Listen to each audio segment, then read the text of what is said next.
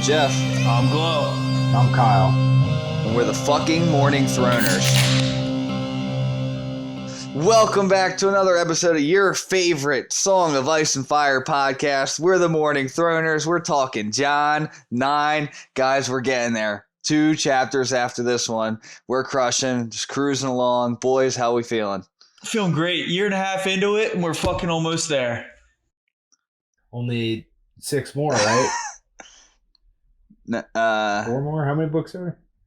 4 more books. 4 more written books. Now, George is just not playing to our strengths right now, just not putting out books. So we're going to be a little late to the news on this one because we have like 7 episodes recorded and not edited yet. Yeah, because Nelson had to fail grad school, but exactly. So this will be coming out. This news is about 2 months old at this point, but to date this podcast, there was just a bunch of news about George confirming, like, what was it, an 8-figure deal for a bunch of spinoffs, for a ton of spinoffs. Not one spinoff. This is going to be like Marvel Universe. I think it's at least 5. No, I thought it was 8. He's not finishing A Dream of Spring. 8 figures is how much money he gets for, I think, at least 5. At this point, he should hire ghostwriters. That's what they're saying. Like, people are afraid that because he doesn't have kids. I guess like some people have had kids finish stuff like that. I don't know. He needs to hire a ghostwriter. He's never going to finish. Tolkien's kid did the Silmarillion. But right in, I know this is one of Nelson's favorite chapters. He gets a little tear in his eye whenever he talks about it. Really? Great chapter. He's got the Night's Watch slogan or the creed, whatever you want to call it, up on his wall. So this one hits that part near got me and dear. hype. I don't know why Nelson was crying. I was like, damn, this is No, sick. not that part. I get sad about the part where I get a little like emotional about the Mormont part at the end. Ow. That's the quote for today. I bet you guys thought we were going to do the quote with the words, but we're not. We're doing the Mormont quote at the end. Before we go too far, did you write them on the wall yourself, or do you have like a poster? No, He it's a bought poster. fucking Display. metal plaque. I know the display. That's just not going baby. anywhere. Use our display code Throners for. I'm just kidding. 0% Get shit off. off it. Yeah, for 0%. And maybe free shipping if they're running a deal already. If they're already running a deal. Maybe if you have Amazon Prime, you'll get free shipping. If you have Amazon Prime, drop on my Twitch account and drop me a sub. I'm just kidding. You don't want to watch Nelson play anything. I don't think that's even possible. How many followers do you typically have? Sorry, Nelson, to go sidebar. Last time I had 5, it said 5 concurrent for the stream was my average. But all of them I know. I have to know all of them. My buddy was streaming last night. He had 6. I was like, you have 6? What the fuck? You got to put that shit on social media and whatnot. No. I'm going to get this podcast famous. Then I'm going to tell them, hey, go check out my YouTube channel, which has no viewers. And no but content. There's a ton of there's going to be content. Still no viewers, but there's going to be content. And then I'll push everyone from here to there, and then from there to Twitch, and then So when Nelson is 40, he'll have a huge Twitch following, guys. He won't have to work anymore. For the come up. You joke, but like, hey, if I'm fucking 40 and at that point I'm playing video games for the rest of my life, I'm fucking set. I'll take that. No And if he doesn't problem. have any kids, he'll leave all of it to me. Thanks, Nelson. Fuck Appreciate yeah. it. I'm Luke's a getting it all, freaking dude. What are you talking about? Luke's going to be dead by the time he's 40. No offense. Whoa! I mean, dogs don't live to be 22. I'm funneling all my money into dog cloning or like robot, turning my dog into a robot. All right, so we started this Nelson's chapter. been John's saving at Luke's seed for quite some time now. Yeah, in my belly. Oh, man. We start this chapter, and John's at the stables, and he's just mounting up for the ride south, and Sam is the only one there trying to stop him. I don't think there's really anything much to that other than Sam tries to stay in the way. I mean, you're not going to stand in Sam's front a of a bad horse friend. for too long. At that point, he's just like, No, he said, I'm going to run you over and get out of the way. I mean, I don't why want to hurt couldn't you, bro? Why couldn't John just like walk the horse by him? What's he gonna do? Yank him down? Sam wasn't gonna do that. Just walk by him on the horse. yeah. Man. That's And what when I'm saying. John's like, I'm going to run you over, Sam can just be like, I'm going to yell. Like, as long Yeah. as like Well, if Sam he yells would have ran him before over, John leaves. he would have yelled, I'm sure. Yeah. Well, all right. That's a So good point. That's a we good get point. a lot of points, or just a lot of words. I feel like that don't say a lot. Like John's just like, I got to get south. I got to go help Rob. I got to get as far away as I can from the wall before Mormont wakes up. No one's really going to notice that I'm gone until Mormont wakes up. Everyone's looking north, not south. Blah, blah, blah, blah, blah. He's like, I got till dawn, basically. I feel like there's a lot of words, right? Just explaining his ride south, Nelson. Is there points that you want to hit? His head's kind of weird. Like, right, there's like a few pages where like a bunch of short paragraphs, and every paragraph is completely different from the paragraph before. He's thinking about, oh, I hope Sam didn't hurt himself. Oh, Mormont wakes up at dawn. Oh, I left the sword there. Oh, I miss Rob. Like, they're all about the same general thing. Like, he's deserting, but like he's just all over the place, right? So I think it's like kind of his mental turmoil of leaving. Like, I don't think he's happy to be leaving, and I mean, obviously, it comes the other way, but I mean, you know what I'm saying? Like, I think he's constantly trying to convince himself that he's doing the right thing. For sure. So also, we didn't really say this. Like, we stopped doing that. Also, I don't know if the viewers like this and if they did comment, and we'll try and keep doing it for the next books. But we did like a thing for like a middle like 30 podcast where like Glow would give us like a recap on like what happened last time. I forgot about that. And I feel like we're kind of missing a little bit of that now. Like with the last cat chapter, I kind of had to remind everyone like, you know, like this is the first time they're realizing, or no, like the next cat chapter will be the first time they're realizing Ned's dead. This is the first time John knows that Ned's dead. Right, like John was upset about a bunch of shit in the last chapter, but that was about like Ned getting thrown in prison and like everyone calling him a traitor and shit. Like this is the first, like we don't actually see his reaction. This is the outcome of his reaction. Say, you don't seems know like that's what happened. Yeah, do you think you found out this day? Yeah, like the day before for sure, right? Because like otherwise it just seems like, oh, John was just like in a grumpy mood in the last chapter, and he just got even grumpier over time until he became a grumpy Gus and left. But like no, like things have been escalating, and John just gets like. Has basically been getting just like knowledge bomb dropped on him and raven after raven after raven, just getting worse and worse news. The last one ended with him talking to Amon, right?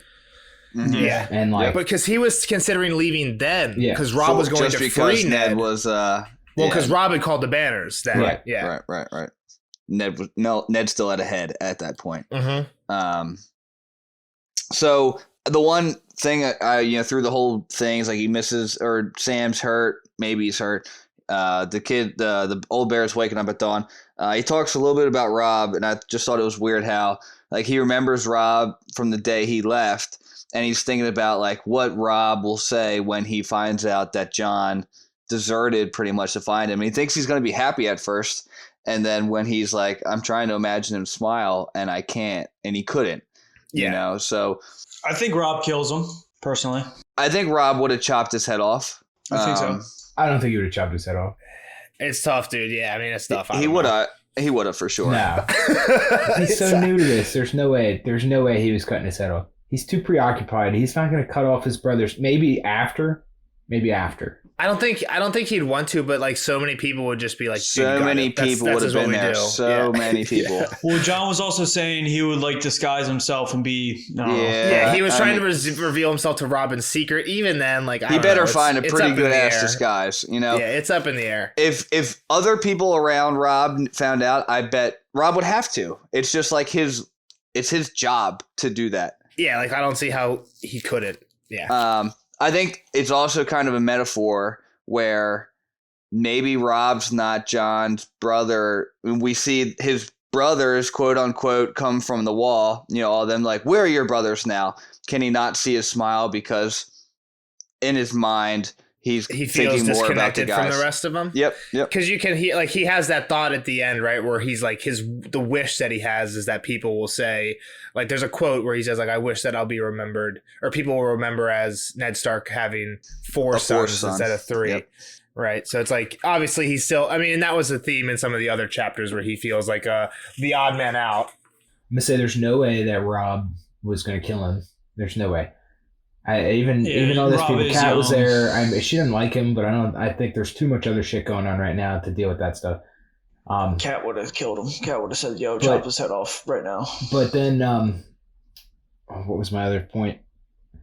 No, I think he was just saying like I can't see him smiling because like I can't see him any way that this is going to make him happy that I'm there. Is what I thought. I didn't get a connection, like breaking of a connection. I just think it was more of like even the people that I'm going to try and help aren't going to be happy that I'm leaving the wall, really. So like there's no. I don't know. positive. I feel Him and like Rob I feel are like really it's good like friends. I Like, feel they like it's had a- like I feel like it's like your best friend or your brother like got like arrested or something, and then he runs up to you in like the middle of a crowded area with like police officers around in an orange jumpsuit and is like, save me. And you're like, dude, what am I supposed to fucking do for you? Like, what am I supposed, like, I can't do anything for you. Like, there's literally, my hands are tied. Like, what is Rob supposed to do? He can't, like, I see what you're saying. Like, yeah, he doesn't want to. Like, I don't want to fucking send you back to jail, but what the fuck am I going to do for you at this point? Like, you're screwed. You're screwed as soon as you left jail. But Like, you're he's fucked. kind of the king of the North or Lord of the North, whatever. Like, I mean, he Yeah, has but more these power are than just old. just you This is saying old that. laws. But- Yeah, but the wall's been up for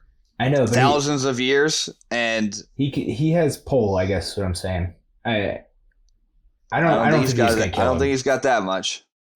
I don't know if there's Here's- any precedent from anybody ever being released from the Night's Watch. This would be the thing: is if he did this one thing, it was like, I'll tweak the rules for my brother. Then everybody that followed him would be like, well, fuck it. I guess no rule is sacred anymore.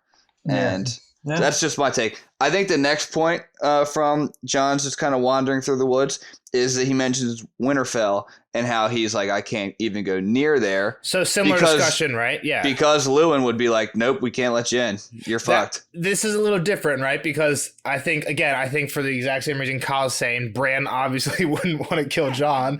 But again, I think it's easier to see the example when it's with Bran and Lewin. Like, Bran is like, yeah, dude, obviously I want to help you. And Lewin's like, dude, no, you can't. Our hands are tied. There's just rules against this. We can't do anything. Mhm. And that's like scholar little boy compared to like maybe Cat Rob, if that's what you want to say. But pretty much everybody else in Rob, if that situation arises. Mm-hmm. Anything else? So he talks about, I think, some stuff that we might have skipped over a little bit. He talks about he left the sword, Mm-hmm. Yep. and he brings up Jorah, and he says like even Jorah left the Even sword. He's Jorah like, had the the enough honor. honor to leave it before he left. And I feel like we might have talked about this in one of the last chapters. And he doesn't really mention it specifically. He might once in this chapter, but it seems like Jon has this feeling that like Mormont's trying to be his dad, Right. and he has this kind of like, you're not my dad Yeah, 'cause mentality he's right like, I'm not a now. Mormont and shit like that. Yeah, I'm not a Mormont.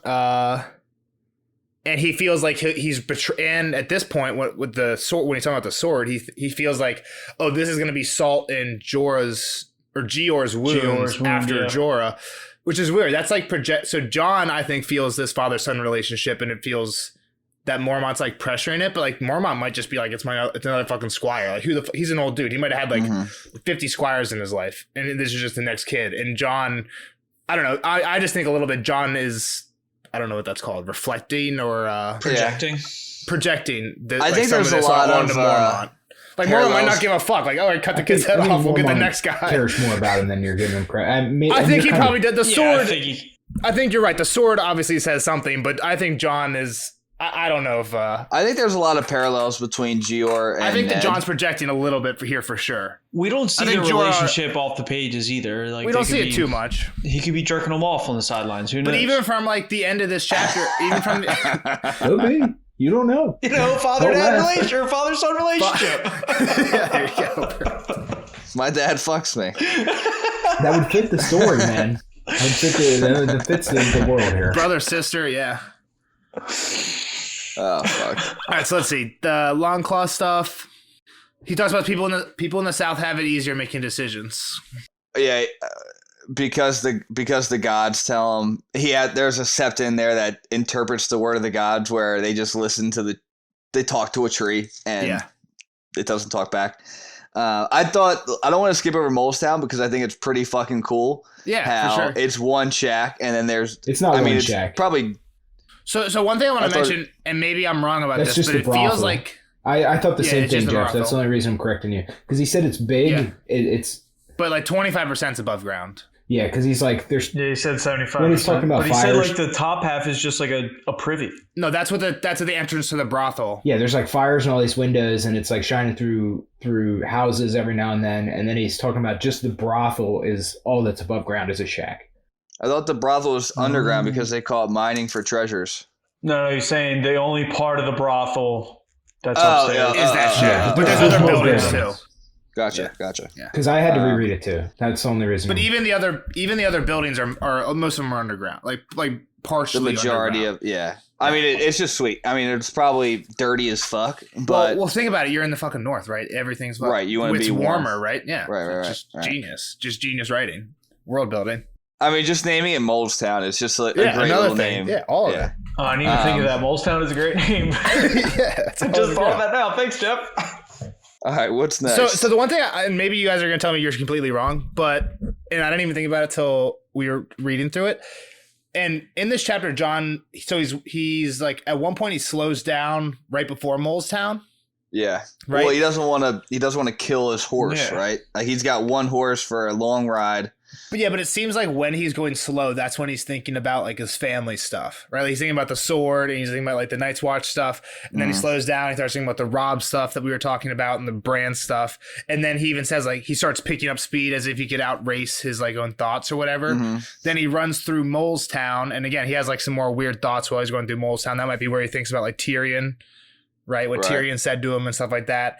But then basically and then once we get through Molestown, that's when we get back to the more like direct to the family stuff. Like, and maybe I'm wrong, but I think that's when I think that's when he's like saying like, oh, if it was Ned and Benjen instead of Ned and Jared from the first chapter, would it have been any different?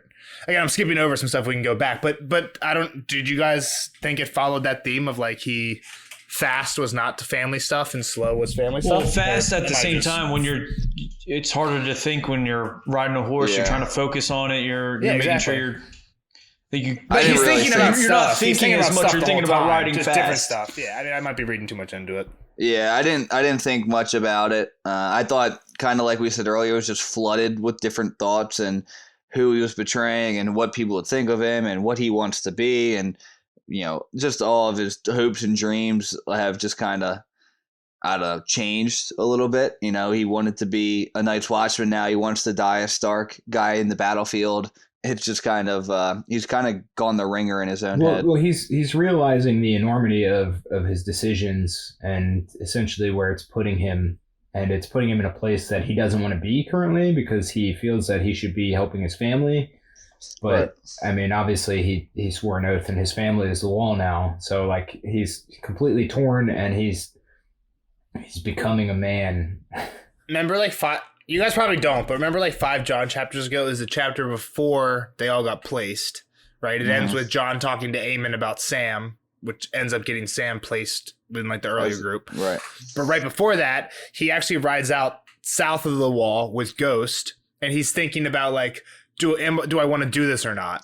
And I'm like, fuck no, you don't do this. Like, there's so much more out there. Like, what are you thinking? Why you're doing what criminals do? Like, what are you talking about? Yeah, it's a last resort. And he's like, now it's a good idea. I'm just like, now, John, you fucking idiot. You see why? If you'd have just been chilling at Winterfell. We all make poor decisions in our youth that affect us later in life. Right, Nelson? I have never made any bad decisions. Never had a bad decision in my life. One thing I thought was weird, and I've never really like ridden a horse ever, but like the horse was sweating as much as John I didn't know was. There's no way. I didn't know that There's works. no way. I didn't think horses sweat. I did. Yeah, I mean, it was like, what? The horse is wet? Like, it's just, maybe it's wet with his sweat. Well, that was what I was thinking. Dogs don't sweat. And it was snowing and shit. So. Right. That's what I meant. Did I say they do sweat? Your horse sweats to cool himself in hot weather and during exercise or periods of stress, such as a trailer ride. I never knew that. Yeah, I didn't know. I thought that was strange. It's the evaporation of sweat, not its presence on the skin, that actually cools the horse. Yeah, that's pretty cool. Cool. Good job, horsey. Way to keep yourself cool out there, bud. Stealing humans and shit. He does mention, I don't think we talked about it, that he needs to change his clothes, right? He's literally got everything He's pretty black. obviously from the wall. Yeah, it's like if they said like, all right, give us all your shit, and they spray painted it black, is what in modern terms almost. But so he's got to steal. And if you remember way back to like the first where they chop off the deserter's head, right, way early, Ned says like or maybe it's like a paraphrase from an old story. There's nothing more dangerous than a deserter. Exactly. Right? Yeah, John's ready to steal. He's got the Deadsman. Yeah. He's ready to kill his friends. Nothing left to lose. Yep. So also in that chapter, I complained in that podcast, I complained to you guys because the whole thing is like Ned tells Bran you owe it to the man to hear his last, to speak to him and hear his last words and like be able to kill him. And I was like, but there's no dialogue. Like in that chapter, there's no dialogue between Ned and Jared at all. And I complained about that. Are and you guys sure? were like, yeah. And you guys were like, it probably just happens off screen. And I was like, I don't know. But John quotes it here. John says, like, he talks about what Ned said. He's like, you said the words, you took a vow before your brothers, before the old gods and the new. And then killed the guy. And then John just starts reminiscing about all the stuff that happened. Yeah. And I definitely think they had a conversation. Yeah, that's what you guys were saying in that podcast. I was just saying it wasn't quoted. There was no in that chapter. There's no quote of Ned saying anything. I got it right here. He could not see the smile. Hard as he tried, he could not see it. He found himself thinking of the deserter his father had beheaded the day they'd found the dire wolves. You said the vows, Lord Eddard had told him. You took a vow before your brothers, before the old gods and the new. And that's all he really said. Gotcha. I see it now. I thought he was talking to John. I didn't. Yeah, now it makes way more sense. He was talking to. I thought it was like John hearing it to himself, but he was. But I get it now. He's saying it to that guy, and John was remembering. Yeah, it doesn't really matter. It was just something that I brought up in the first or second podcast, and yeah, I'm conceding on. So my next kind of thought, and it might not be in process, but Ghost is running with them stride for stride for most of this run and walk. For half a mile. Is it that early? Okay, well, whatever. He's like running, and then Ghost pulls off. Maybe because he's tired, maybe because he's hungry. Who knows? Ghost pulls off, and he's like, whatever, he'll come back. And when they do get all sweaty, John then pulls over to eat a little bit, and he's drinking from like a little, I don't know. Snow drip. Yeah, drippage. Snow drippage. And that's kind of where we hear some horse hooves coming in. Well, he hears, so he pulls off, gets the water, and then he hears an animal scream in the distance. And then an owl flies out, but I don't think... Well, he calls for Ghost, and the owl flies out. In between, yeah. So distant scream, he calls for Ghost, owl flies out. Is the distant scream the owl, or is it Ghost? Does it matter? Yeah, I didn't think it was the owl. When you say it's far off, and then it seemed like the owl flew right in front of his face. Yeah, exactly. You know? So he said it's a distant scream, the owl's close to him. Yeah. Maybe another owl. And there was the other quote that we talked about earlier. It says, he was no true Stark, had never been one, but he could die like one. Let them say Eddard Stark had fathered 4 sons, not 3. Yeah, so that after half a mile, Ghost starts to slow down. Oh yeah, that's as he's running past Molestown, right? Yeah. Yeah, we're way out of jumbled here. It's not important though. So he stops. I think we covered most of that stuff. Yeah, we got it all. It was just in a weird order. It's all right. Yeah. So he stops. He starts walking for like an hour because the horse is super sweaty, and then he stops to get a bite to eat. And he's eating like cheese and some biscuits, and then that's when he starts here. Yeah, that's when he's like, he saved the apple for last, dude. Medieval times would be rough on a big guy like me, where like apple is your dessert. Are you kidding me? You're saving your apple. Sounded gross. Yeah, you're saving. It was nice and soft and tarty. Like, dude, nice, soft, and legit tarty. In that meal, that cheese is maybe the only thing I'm eating and my dessert. I'm just eating the salt beef and cheese. I'm a big cheese guy. You don't like the biscuit? That's true. Oh, there's a biscuit. And while he's eating, here come the hooves. Yep. So who we got? Okay, quick trivia question. Well, we always ask Kyle the trivia questions first. Who comes? Pip. How many people? Grin. Hatter. Somebody. Do you know the number of people? Yeah. 7? Somebody says it. 6 or 7. It's 7. Yeah. Yeah. All right. So let's go. So you said Pip and Gren. Holder. They named 5. Outer. They named 5. Holder. And the last one? They named 5. Cricket. Ribbit. Yeah, Toad. I forget his. Isn't he Gren? I thought that was Gren. Toad. I think it's Totter or There's something like no that. chance. Who are the other 3? They don't name them. They named him one more. They named Matar. Matar circles around after Pip starts coming close. Yeah, they definitely added a name that I didn't recognize. That's everyone who graduated with like when I say, you know what I mean, like said the words with his class. That's everyone who said it. Yeah, his class except for Sam, and the only other two people who are missing from his class are Darren and Albert, who they call Pimple. So Pimple and Darren are probably the other two, even though they're not mentioned here. This is the first we've heard of a couple of them, right? Like we've heard Gren, Pip, and Toad. No, we've heard of all these people before. At least like in passing. But like he'd fallen on them or something like that. He's not a main, or not one of the ones he's had huge interaction with, Yeah, like the last three, like the ones that basically Glow didn't name are the ones that have showed up maybe once or twice before. The big ones are Pip, Gren, Toad, and Holder. So they're definitely a bunch of characters, right? They're even like joking around as they come up. They have some funny... I don't know how to take notes on this without quoting it. I didn't want to take this whole quote, but I love how they rip on Gren. I just like, Gren's always an idiot, like just a big idiot. Not.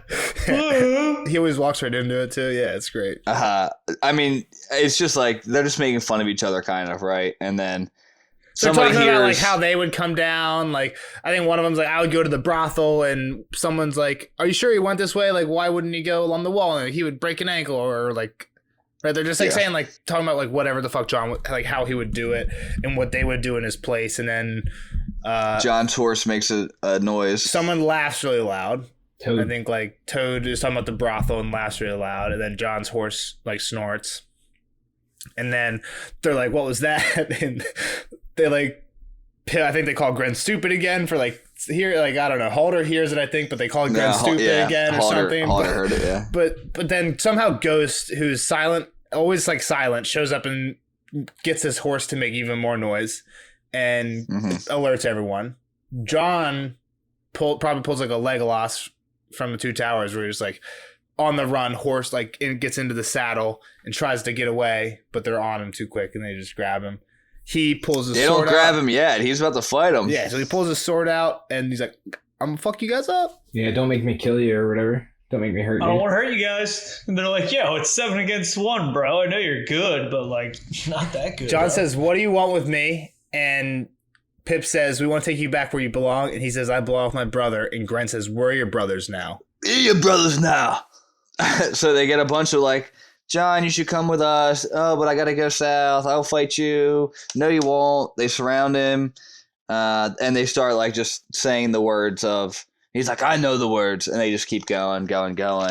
And he's like, all right, I think it was Pip. Doesn't this part get you juiced up? Well, at one point, he's literally like, John's thinking to himself, they're not wearing armor. I could just fuck them all up. Like that, the thought crossed his head. He thought it that he could, but he thought it. But I don't think it was like I'm going to cut People these guys are always down. like, "Oh, John's so great." He thought about enough. murdering 7 of his closest friends. So, yeah, John can be so great, but the thought crossed his mind. If you lose a 7v1, least favorite John chapter, all right.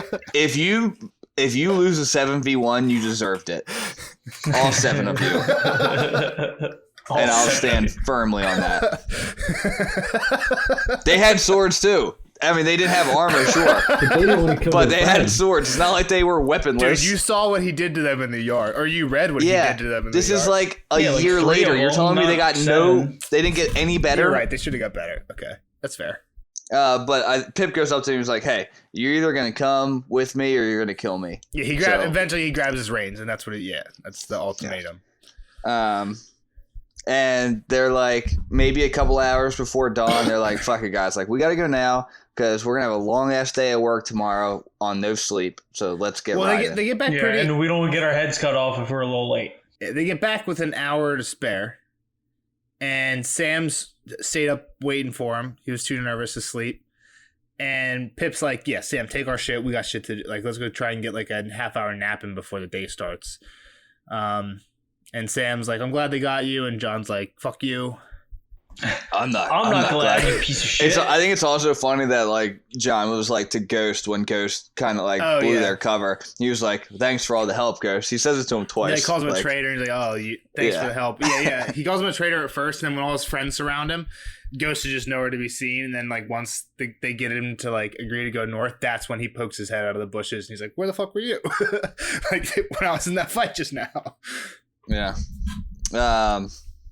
So John wakes up and he walks to the kitchen. I don't think John might have gotten any sleep, but yeah, he goes to the kitchen to get breakfast, whatever. He goes to get the breakfast from Three Finger Hob. He's got a pretty weird breakfast. It's like eggs and ham. Three eggs boiled hard with fried bread. What is fried bread? Just like toast? Probably. Ham steak and a bowl of wrinkled plums. I think the weirdest part is like he just wakes up and he's like, fetch me a beer. Yeah, I mean, that's dope. But don't plums give you diarrhea? No, dates help you poop. Prunes? I don't know. I have no idea. Dates and prunes, I think. I think dates do too. Aren't prunes dates? I thought they were all the same thing. No, they're plums. I thought they're all the same things. They're all the same things. Raisin, plums are like prunes. Prunes are like plums soaked in plum juice till they get pruny, and then dates are plums that are dried out. Look it up, Cal. It's a dried plum. That's what exactly. That's what I just said. I want to propose a question to Nelson quick. Nelson, if you could just wake up and just be like, all right, give me a beer with my breakfast, you would be about that life. Yeah, for sure. Yeah. It's pretty wild. You know what kind of sucks about this, just kind of thinking right now too, is like we kind of work all week, Monday, Tuesday, Wednesday, blah, blah, blah, for like Friday night, right? And you get your Friday night, you kind of drink, Saturdays off, Sundays off. These guys don't have a weekend. It's just balls to the. They don't have an off day. Yeah, but there's no holidays. Yeah, but it's also well, hold on. Here's the thing. It's just like work till the job's done. That's the difference. Right. It's just work till the job's done. Well, some of it, like watch. There's always watch. Always watch. John's always gonna bring the old bear's food. So that's 3 times a day. Pretty much at that point, though. Yeah, but a lot of times they're like, all right, boys, today we're going to go build this thing. And then, like, if you build that thing in 2 hours, then, all right, we're done for the day. And if you build that thing... every day. That sucks. And you can't have a wife and kids and all that other bullshit that comes along with it. Yeah, but you can have beer at breakfast. Would you squeeze a little lemon in your beer? Would you try it? I know, like, lime's a thing, shandy. But, like... I got lemon kugel. What's it called? Right. Summer shandy is good, but would you do that to like? That's what it is. It's fucking beer with lemon in it. It's right. It's lemonade and beer. That's a shandy. Yeah. Would you put that in? Try it in your lager. Like squeeze a little lemon juice in your lager. You know, my dad used to put lime in everything. He would get my mom does that too. Lager. My mom does that too. Nelson, when you go get your next beer, grab your lager, grab some lemon juice, and squeeze it in. I literally listened to this chapter on audiobook in the car the other day before I took notes, just to like and got some summer shandy. And then got my because of Georg being a goat. That's why you got summer shandy? Of course, that's why I got summer shandy. Why the fuck else would I get summer shandy? I thought someone left it at your house. Nah. All right. No. Nelson, we're getting to your quote. Where are we starting? Nelson got summer shandy at it was still winter. I think the day it was warm out. I had the top down. I had the fucking freedom panels off in the Jeep, and I pulled up to the beer store. I would have Game of Thrones turned up to fucking 11 on the radio on the fucking car. Hop the fuck out, grab a case of summer shandies, having a great fucking day. Okay. All right. So he gets the beer. He gives him the food. Gr starts eating. And he's like, oh, I know you loved your pop. Like, gets right into it. No holds bar. Like, well, your dad's dead. Type shit. John's like, dude, I don't want to talk about this with you, bro. Like, get out of here. Now, so where are we starting this quote? We got. I'm trying to take pieces of it. So the first thing is that Jorah says, or Mormont asks him if he remembers a quote that he had told him before. Yeah. The hard truths are the ones to hold tight. No, he says that later. That's another. I have that one too. Keep that in your back pocket, Kyle. I'm gonna ask that one. The things we love destroy us every time, lad. Remember when I told you that? Yeah. So he's like, "Do you remember that?" And John's like, "Oh fuck! Here comes the Mormont. Here comes the old bear lecture." Sometimes you need an old bear lecture in your life. Yeah. And that's when Kyle's quote. He's like, "All right, hold that one. Hold that puppy tight. That's a pearl of wisdom for you." And Mormont asks him about his moonlight ride, and John's like, "Oh, what the fuck, you know? You know this shit, bro?" So that's where we're gonna start the first part. And this is when John finds out that he's maybe the dumbest guy on the wall too. John is. They had people waiting for him. Here's the thing: is like you also people forget that John's fucking 14 years old. Obviously, people knew he was sneaking out. Like, do you think you got away with anything that your parents didn't know about when you were 14 years old? I mean, granted, these kids grow up a little bit. These kids grow up a little bit faster too. So 14 is like probably like 16. But come on, John is no like fucking. I mean, what John's doing is basically here. taking your parents' car and like taking it for There's literally basically a joyride and bringing it wall, home. and he's like, "Oh yeah, they're only looking north for like the 15 minutes it takes me to get to horizon distance." Like, come on, grow the fuck up. And he completely, we kind of forgot that John had a conversation with Aemon Targaryen about going south to help your family. Sure Mormont even probably knew. We kind of forgot. Like his dad just got killed. This kid's a flight risk at this point. Right. Yeah, obviously, like it was written all over said, do you think this kid's face. Do you think I'm an idiot? All right, so this is where we're going to start the quote. You look weary. Was your moonlight ride so tiring? John's throat was dry. You know? No. The raven echoed from Mormont's shoulder. No. The old bear snorted.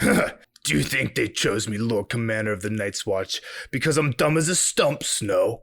Aemon told me you'd go. I told him you'd be back. I know my men, and my boys too.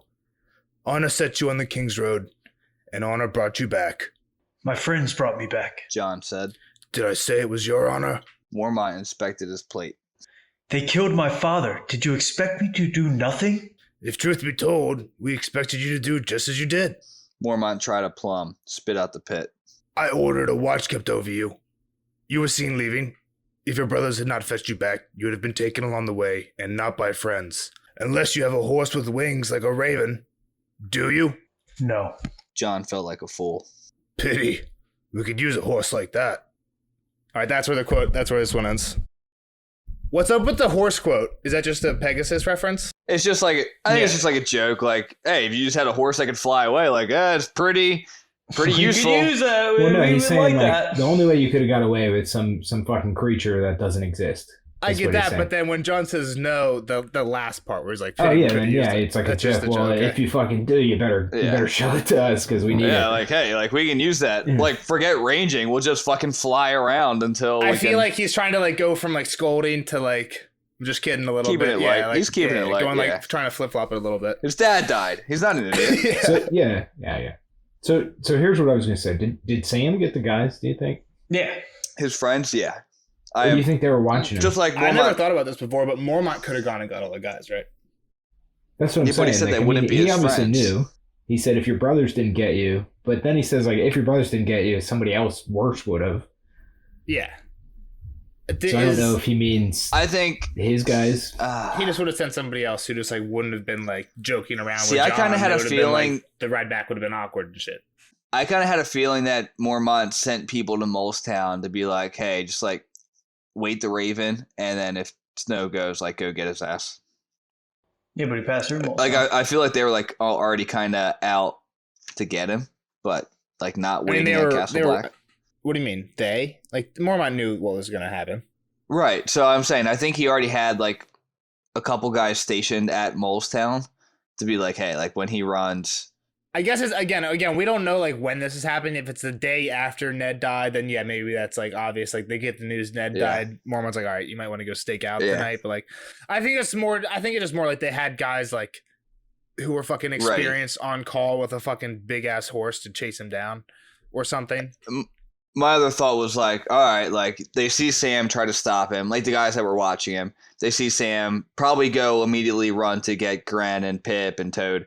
So like the guys that were actually watching John at Castle Black were probably like, hey, like he just ran. Sam, the fat guy, is going to get their buddies. His buddies just grabbed horses. Like, what should we do? And Mormont's probably like, let's see what happens. Yeah, like I guess I see what you're saying is like, how long does he wait? How long does he wait for like till he sees like Gren and Pip right out the gate? The other guys come back. I'm saying how long does he wait until like until he sees Pip and them leave before he's like, all right, like I don't think he would. I think he would wait a day. I think he would wait till the morning.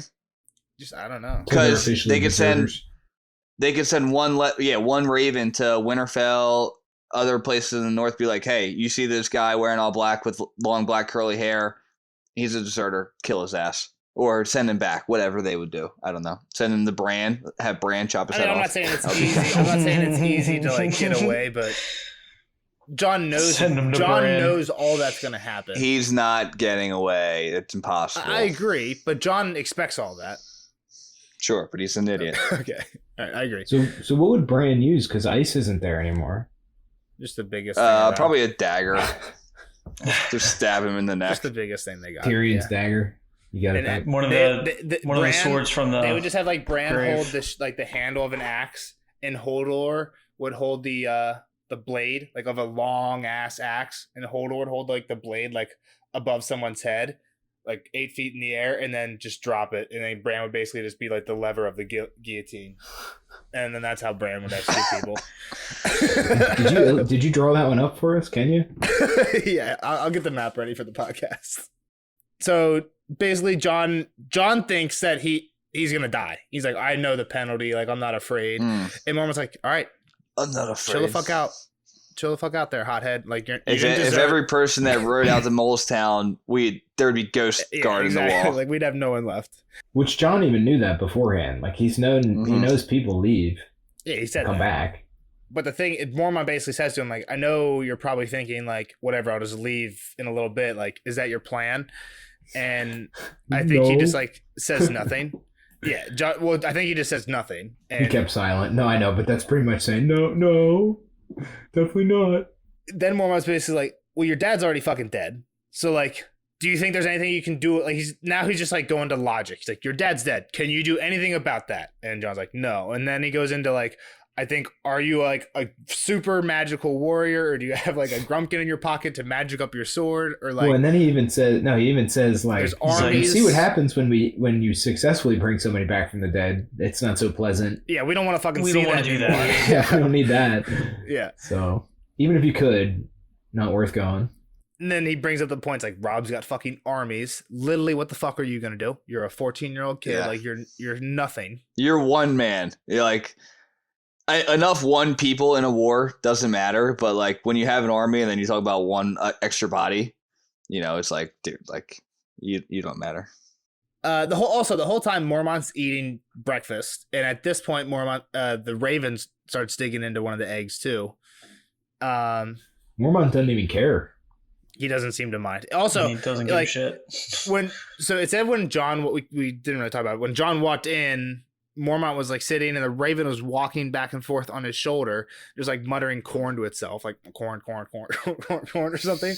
But he said it squawked really loud when John walks in. Like that was, imagine you got a fucking bird on your shoulder and like a dude walks in and you're just like that would scare the fuck out of you. Like if I was Mormont, I would hate this fucking, this bird has to be the worst thing ever, dude. A bird. Yeah, there's no way I mean, unless I agree. I love birds, but yeah, no, that'd be awful. My Grammy had birds my whole life, dude. Just always whistling. Like, and a couple of them talked. Like, always had like little parakeets, just like. Yeah, like fuck that. Why do you want that? Yeah, fuck that. It's like, oh my god. This sounds way worse than that. And it's like saying a lot. It's literally repeating. It's a parrot. Die, corn. Yeah. Stay. Beer. It's like no. Yeah. So again, like Mormont's pretty much going to the whole logic thing. Mormont's staying with the whole like logic theme. Like you can't do shit. He's got armies. You're nothing special. And then he goes to the point where he's like, also, do you ever think about the rest of us? Like, yeah, sure, your brother and dad are in this war, but my sister and niece are fighting in this war. Like, and you don't see him running off. Like people. He's you're not the only fucking person, dude. Like, grow the fuck up. And do you guys know about anything that the either his sister or niece do in the war? Well, we heard about Mage at the Whispering Woods, right? Not Mage. I think it was the daughter. I think that was Daisy. The daughter. Yeah. I don't remember what she did. I think she was in his honor guard. She told like Lord Umbar, like, didn't she say like I'm a fucking I don't think warrior she too said at shit, some but point. basically she got put in Rob's honor guard. His cat let her, yeah. People were talking shit, and Cat's like, nah, fuck you. She's better than your son, so she gets the spot. Well, I thought she spoke up too, like, I'm gonna fuck you up, like, if you keep talking. I don't think they ever said that she said anything to anybody, but they were talking up. Like, I think Glow said that something about like her having a mace before in her hands before dolls and shit like that. But yeah, like these are characters that we've like heard in passing before. So he's just hitting with John all these bombs. He's like, and Mormont's like, I know where my fucking place is, even though my sisters are out there. He's like, do you know? Also, Mormont had this weird quote in the middle where he's like, I fucking really didn't like my sister at all though. So like, but that doesn't mean I love her. That might be different, but I still love her. He's like, that doesn't mean I love her any less, or does it? I don't know. Fuck it. Who cares? I know where my place is. Do you? And John says, John thinks to himself, I have no place. I'm a bastard. I have no rights, no name, no mother, and no father.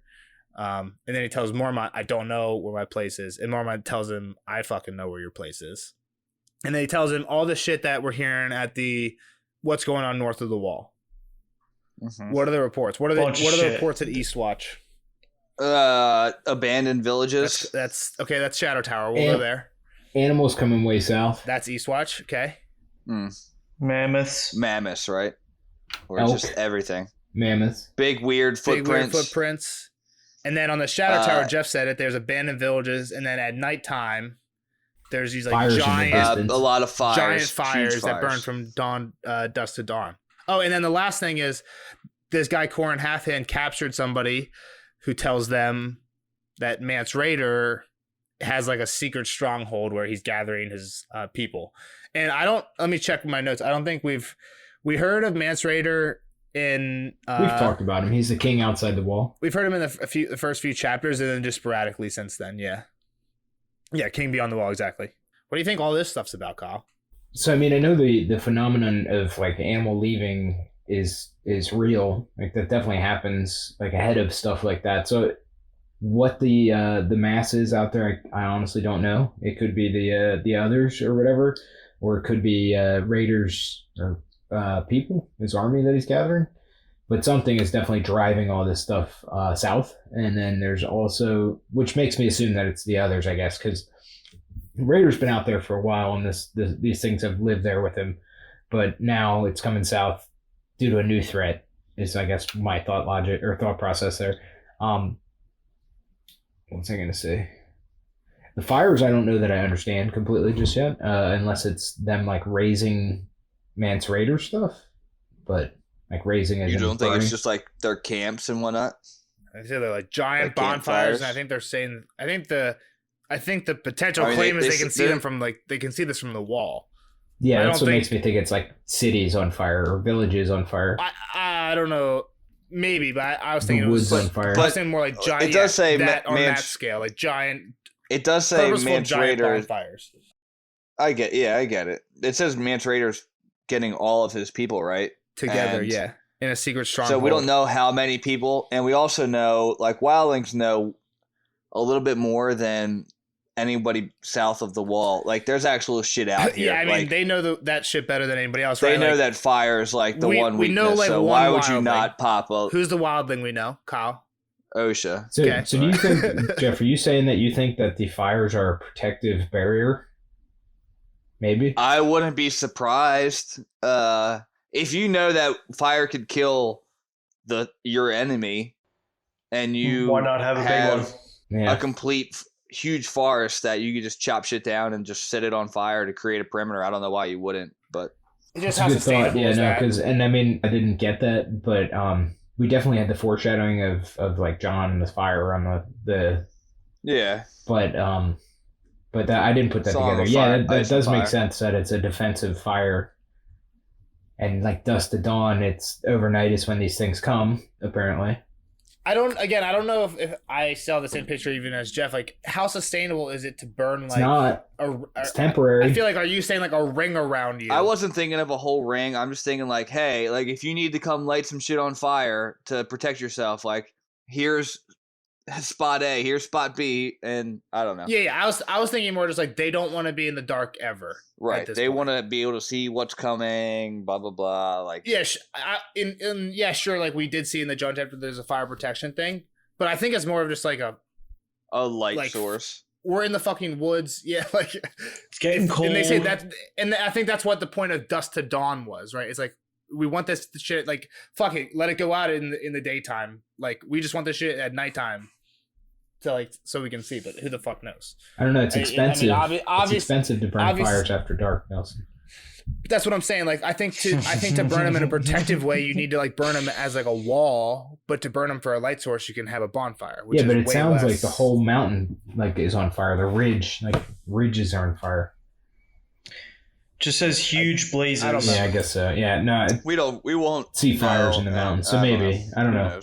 I guess bonfires. Could be all rumors, to your point, bonfires are hard to see. Like you wouldn't be able to see that from the wall. You would. You'd maybe see like forest fires. A big one. Maybe they were just a bunch of fireflies gathered together.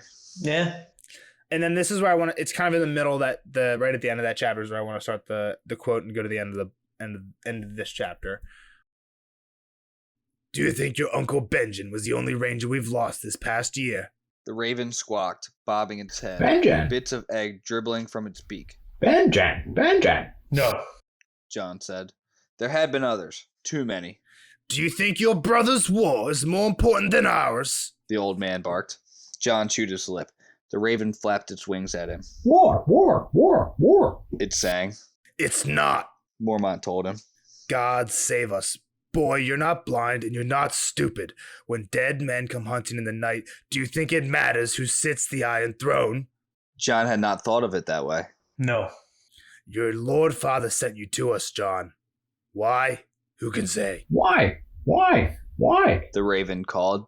All I know is the blood of the first men flows through the veins of the Starks. The first men built the wall, and it said they remember things otherwise forgotten.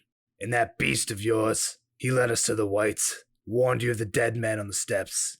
Sir Jamie would doubtless say that it's happenstance, yet Sir Jamie is dead and I am not. Lord Mormont stabbed a chunk of ham with the point of his dagger. I think you were meant to be here, and I want you and that wolf of yours with us when we go beyond the wall.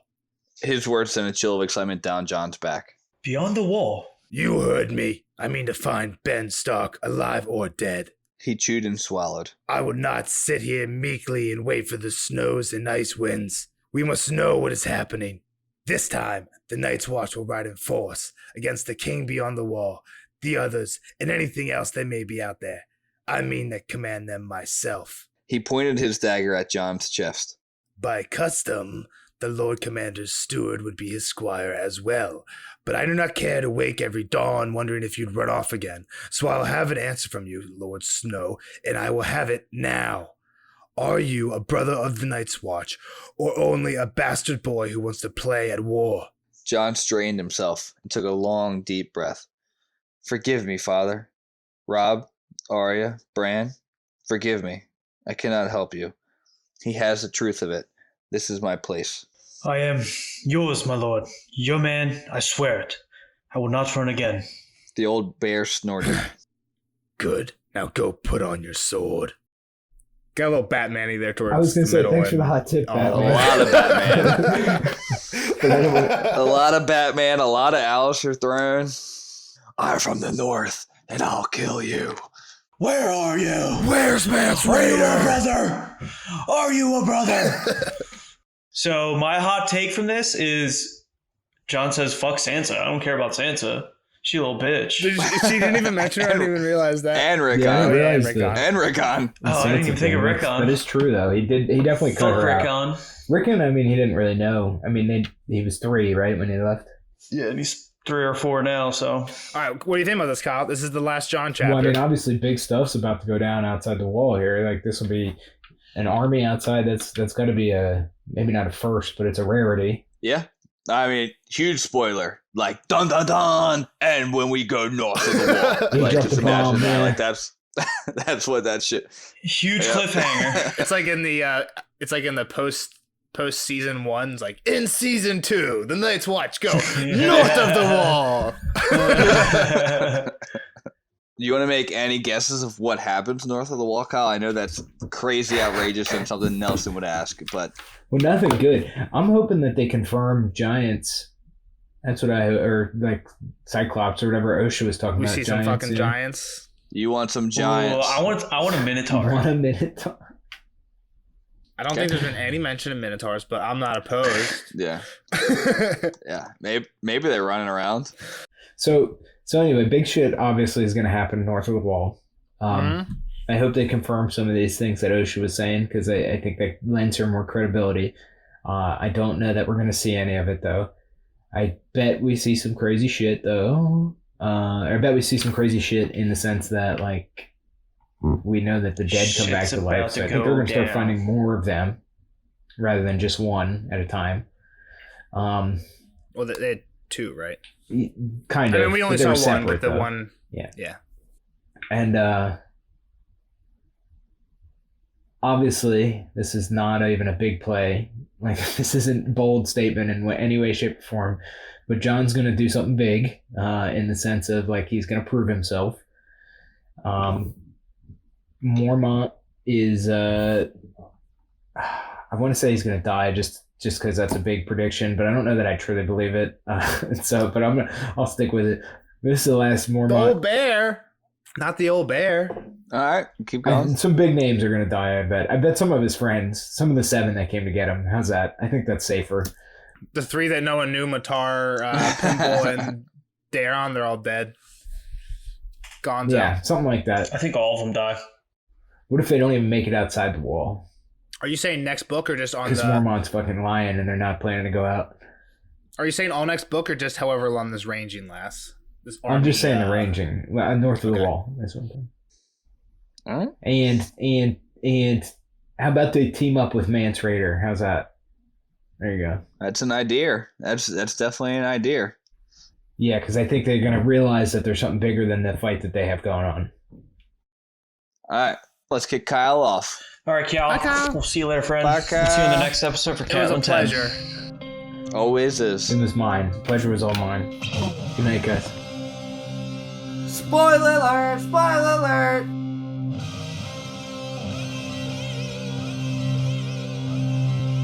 Spoiler alert! Spoiler alert!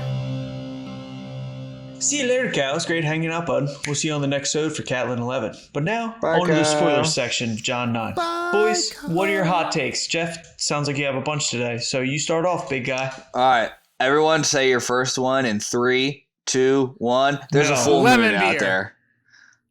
Oh, What did- that was part of mine. What did you say, Glow?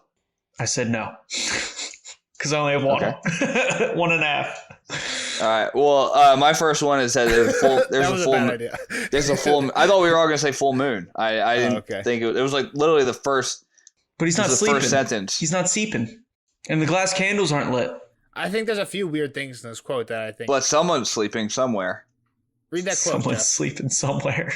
He mounted the reins in his hand and wheeled the horse around the face tonight. Samuel Tarley stood in the stable door, a full moon peering over his shoulder. He threw a giant shadow, immense and black. So all those things sound weird together. He mounted the reins in hand. He wheeled the horse around to face the night. Samuel Tarley stood in the door, full moon peering over his shoulder. Like the way the night And is his shadow cat was a It was giant. a giant. and then his shadow is a giant. All 3 of those things, right? Like it's like night, Sam Tarley, who doesn't seem like a knight. Like it's obviously talking about night as in nighttime. John's facing the doorway, but I feel like it has like the way that's worded. It has to mean something. Using the word night, right? I don't know. Yeah, I mean, I just think like full moon. Like we definitely get some three-eyed raven shit later on with Ghost, and if the Maesters All right, you are took one of any my players, points. Okay, thanks, bud. we all had that too. Come on. But the thing is, like the whole moon, like the theories behind the moon normally deal with that being glass candle related, not blood raven related. But there's still somebody sleeping somewhere. I get you. So somebody's sleeping somewhere. What's that mean? Nothing. It means nothing. Maester Aemon might be asleep getting fucking pumped information in his dream right now. Yeah, that's what I'm getting at. So there's a theory that like when there's moonlight, somebody somehow helps somebody somehow somewhere affect other people's dreams. I mean, we have a couple things. We have talked about this before, but in case anybody's listening to this podcast who's like just joining in recently, there's theories out there that like if you're just joining in now, don't be lazy. Go back and watch the rest of them. Yeah, come on, guys. I disagree. Thanks for listening. Anyone, just continue to listen. Like I appreciate your listening. I appreciate your listening as well. I appreciate you listening too, but don't be lazy.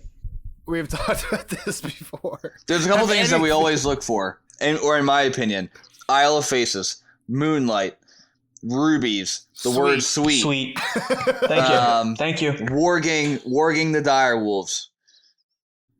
Lemon. Moonlight. I don't know.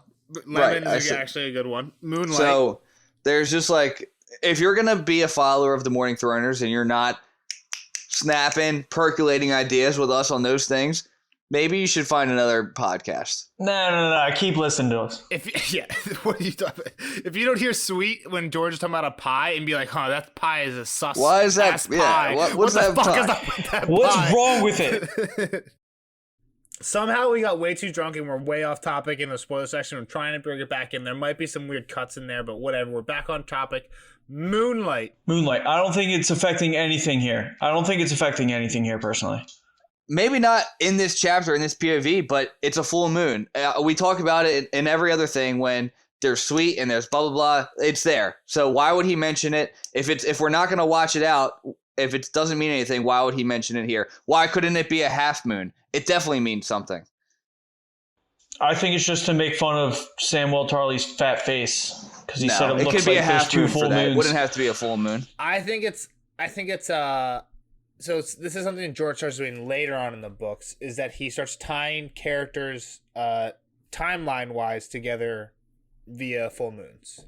Right? He'll say that, like, oh, Asha saw this at wherever Asha was at, and John saw this, and they both saw a full moon the same time. Or Val tells John, I'll be back before the next full moon.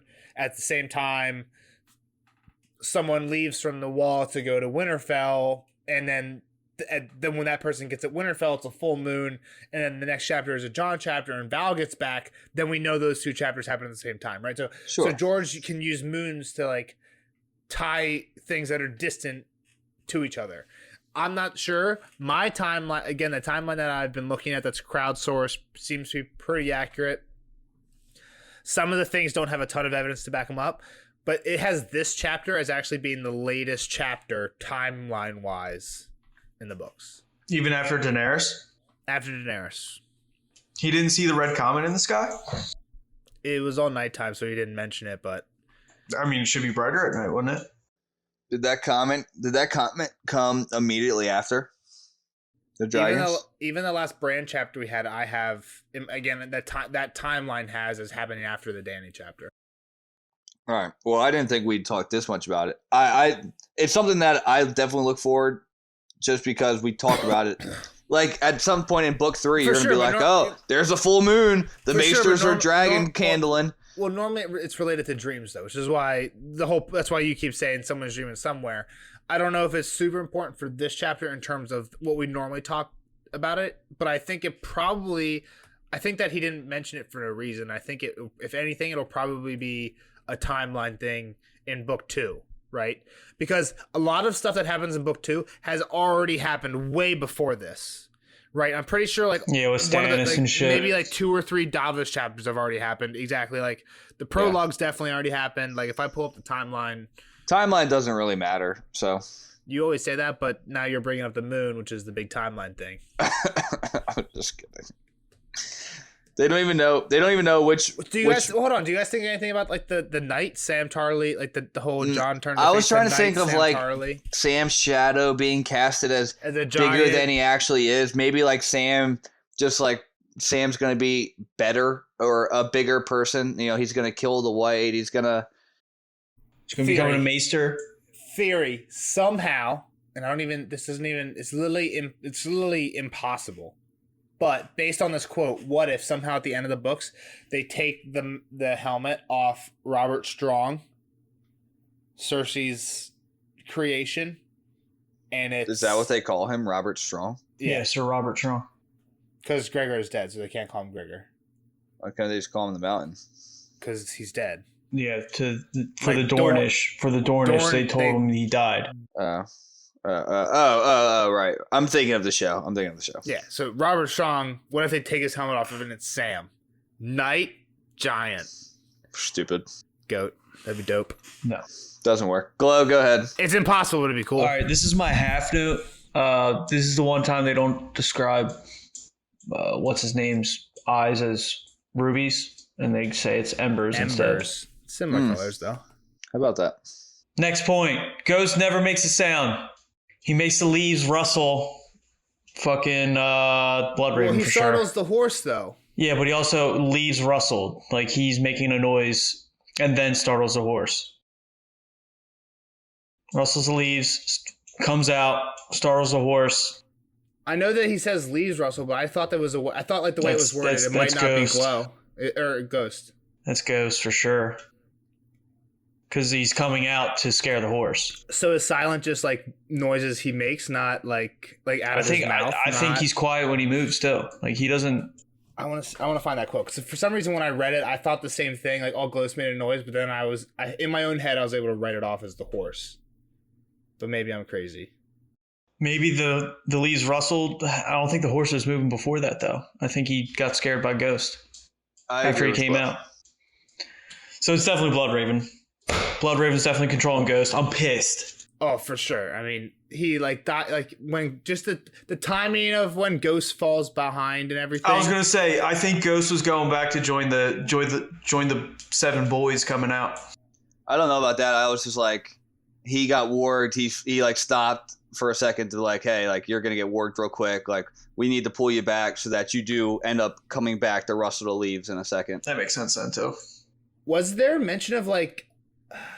Maybe I'm crazy, but now that we're talking about it, I feel like they were talking about the moon around the same time as Ghost slowing down. I don't know. I know the moon was brought up in the very beginning. I don't remember the moon after that. Moon was brought up a couple of times. I don't remember where else. Oh no, they're talking about the lights of Molestown right afterwards. Yeah, out of the corner of his eye, John glimpsed a pale shape moving through the trees. Leaves rustled, and Ghost came bounding out of the shadows so suddenly that John's mare startled with a whinny. Yeah, I think you guys are right. I don't like to admit it because he's never made I don't even know what you call that. Like Snarl? Well, no, like that's like a voice like an environmental noise. Yeah, like whatever. Exactly. Like that's a good. I guess. Yeah, I can't think. I can't think of any other term besides that. That's a good way. That's a good way. Like to a say scratch noise or anything like that. Yeah. Yeah, something where he's like interacting with like the environment, not just like making a noise. Maybe when he was scratching on the door, when even when Gio like he was getting attacked. Even when like he bit the white and like they both went down. John mentioned that, like them falling was like eerily quiet because like Ghost wasn't making any noise in his bite, and the white wasn't making any noise because he wasn't screaming and shit. Yeah, I don't know.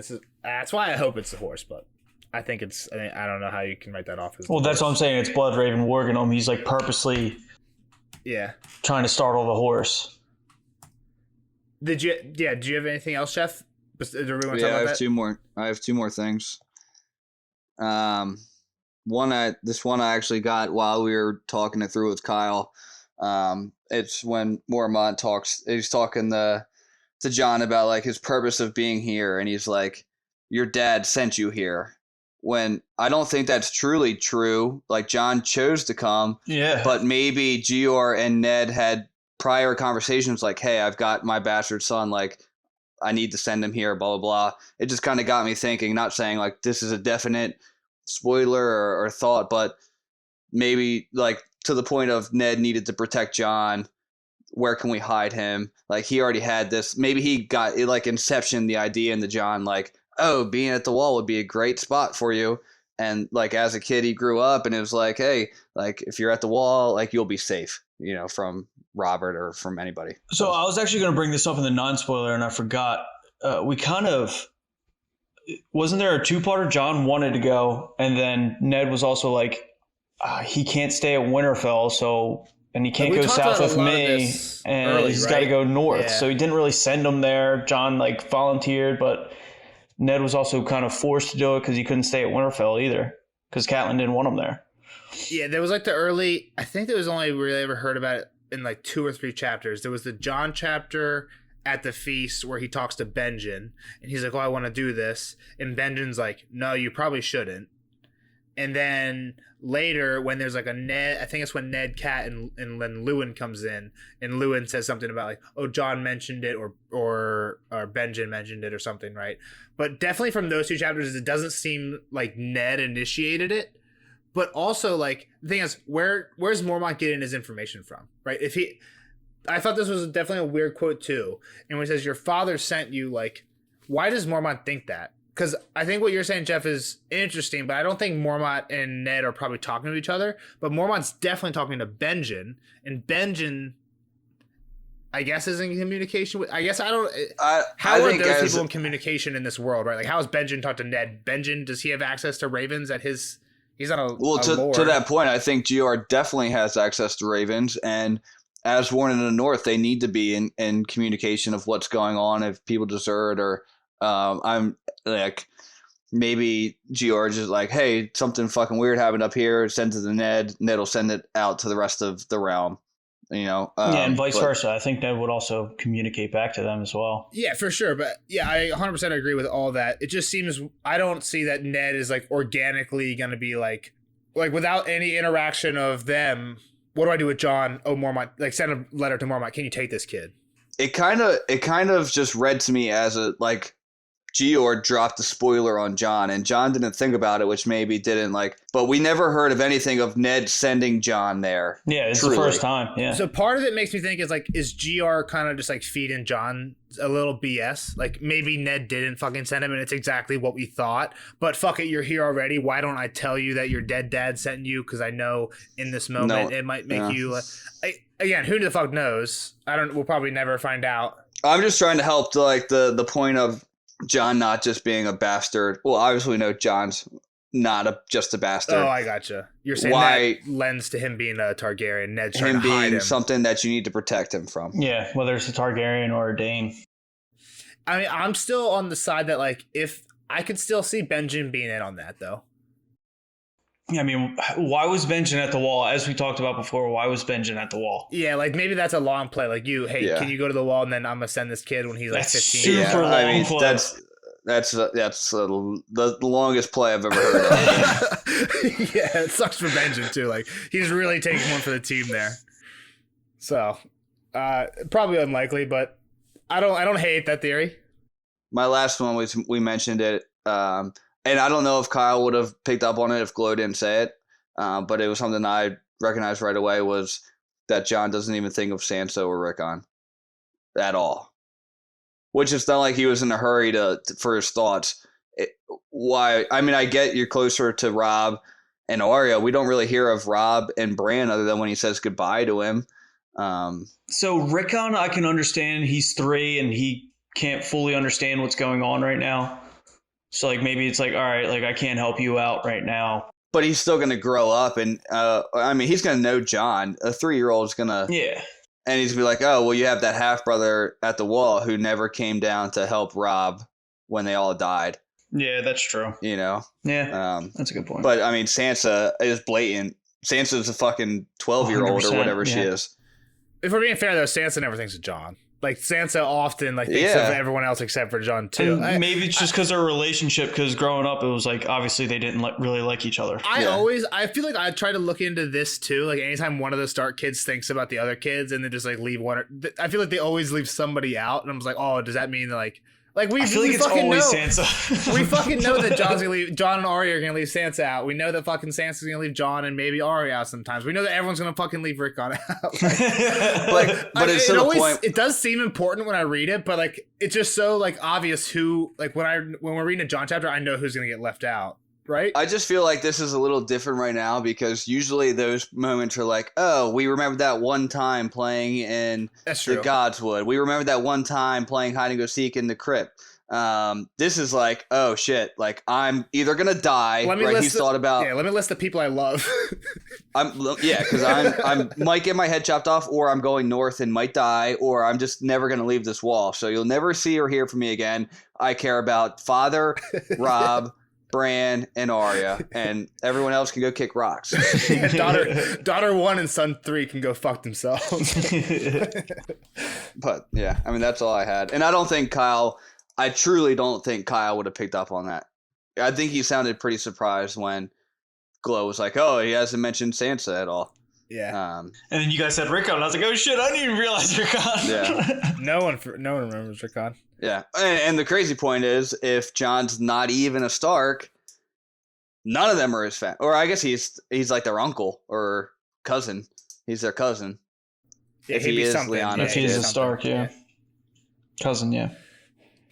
And the last thing I have is, again, I have no idea. I don't really even know what to talk about. I just think it's interesting that I always associate lemons with Danny, obviously, and then Mormont here is taking lemon in his beer, and there's also like the next Danny chapter, which is in 2 chapters. Danny's about to hatch 3 dragon eggs, and Mormont's eating like these eggs, like breaking them open, hard boiled, breaking them open, hard boiled, which means they sat in fucking boiling water for a long time. And I didn't catch that. It's so good. And there's something weird with like the raven eating. Again, I tried like maybe I'm trying to read picking too far the into shell, it, but the raven picking the shell, like picks a shell and like gets into the yolk of one of them. Yeah, it's like, again, I feel like I'm looking a little bit too far into it, but it does seem like it seems a little Blood too. Raven gets one of the fucking dragons at one point. Slash Bran. 3 eggs is a lot of eggs for breakfast. And ham, which is all protein. Yeah, and a beer, dude. He's having a hearty breakfast. Fried bread. He's got some carbs. Yeah. It's a good start to the He's day. gonna need a nap by like 9:30. 9 o'clock. Yeah. But yeah, no, I mean, I didn't think about the 3 eggs. Yeah, that's a good catch. All that before. So, what are your thoughts on lemon cakes then, Nels? Yeah, I don't know. I mean, normally when lemons are brought up, it seems to be to point out how ridiculous it is that lemons could be available in a certain climate, right? Like people mention lemons in Bravos in a Winds of Winter chapter, I think once or twice once in King's Landing, I think once in the Riverlands for the Brotherhood Without Banners. And basically like all the times somebody says like, oh, can we get lemons right now? The answer is, are you fucking stupid? Do you think do we like have lemons right now? Like, why the fuck would we have lemons? And then we have lemons at the wall, which is just like, that doesn't make any sense. So that is like one like counter to the whole like lemon tree theory. I mean, but I think the other point is no one in their right mind thinks there's a lemon tree at the wall. This is obviously like an imported thing. So I don't think that really holds much weight for the people who say, oh, there's lemons at the wall. Obviously, the lemon tree theory is like bullshit because like, well, no one's saying, are you claiming there's lemon trees at the wall? Like, no, that's not your claim. They're getting imported from somewhere no matter what. So real quick, Nelson, that wasn't my question. I said, are lemon cakes a part of your theory? Yeah, so the lemon cakes thing. Like, so when Sansa wants a lemon cake, is that associating with Danny? No, I don't think the lemon cakes in particular are associated with Danny. And I don't remember anything specific later on where they're like, oh, we're running out of lemons or we don't have. I feel like there's stuff where like in the Eyrie, Sansa wants lemons, and because it's becoming winter, they're like, oh, we don't have any lemon cakes or something like that. Or she says that like, yeah, I think she says like Robin Arryn started to grow like a fondness for lemon cakes, but Sansa thinks it's just because she likes lemon cakes, so Robin wants to like lemon cakes. So now he's like demanding lemon cakes, but they don't have any fucking lemons because like it's winter time and they all have to leave the Eyrie. So like I think like they mention it later to also maybe express like climate change, like not like climate change like fucking like the change in climate. It's becoming fucking wintertime. Yeah. Like, oh, we don't have these types of things anymore, right? I think even that happens at the wall. They start taking like food inventories all the time. And all that shit becomes more scarce. So maybe it's that as well. I don't think there's a direct correlation. Short answer, I don't think there's a direct correlation between lemon cakes and Danny. I mean, I believe in Lemon Gate. I think it's a good point. I don't think lemon I believe cakes, in Lemon Gate too. I don't think lemon cakes has anything to do with Lemon Gate. I think you can write off lemon cakes Agreed. by the times we hear lemon cakes. It's super, super fucking rich people eating them who can get lemons no matter where the fuck they live. Agreed. All right, and then one more point since you guys brought up the 3 eggs, and I just thought of it. Since Jon is dealing with his own 3 eggs right in front of him, is that pointing to him also being a Targaryen? Or is it just foreshadowing? That's interesting. I didn't even think about the fact that this is a Jon chapter. That's interesting. Like the eggs are pretty much hatching in front of Jon. Yeah. Right. Nah, I don't know. I'm not buying too much. I'm not buying stock into that. I meant to say this is a tinfoil hat theory before I said that, but well, the thing is, like when you read that, I feel like there's obviously something going on there between the lemon and the eggs, and maybe that's just me being a super. It might just be foreshadowing what's going to happen in Danny's chapter, 2 chapters. Exactly. It might just be us reading a little bit too far into it. Might be a little just foreshadowing, but the connection in this scene to me to Danny is Mormont. And obviously that's not a direct connection, but Jon's here with Mormont. And there's 3 Mormonts eggs. with both Targaryens. Oh my god. We figured it out, boys. It is a foreshadow for Jon being a Targaryen. Case solved. I was just thinking it's more of like a foreshadowing for Jorah than like, oh, Jorah's getting like Gior's having these eggs hatched in front of him, has lemon beer. Gior's about to, or Jesus, these fucking names. Gior is literally having these eggs right now in this chapter, and then Jorah is about to do the Dany thing. That's the only connection I was thinking, but yeah, I mean, all of it's obviously parallels. It's interesting. I don't know what the fuck it means. Viewers, comment if you have any thoughts on what it means. But I have no idea. I just think it's definitely interesting. Yeah, I'm done on my end, boys. Please like and subscribe. Don't forget to comment. Yeah, we'll see you on the next episode for Catelyn 11. The night is dark and full of terrors.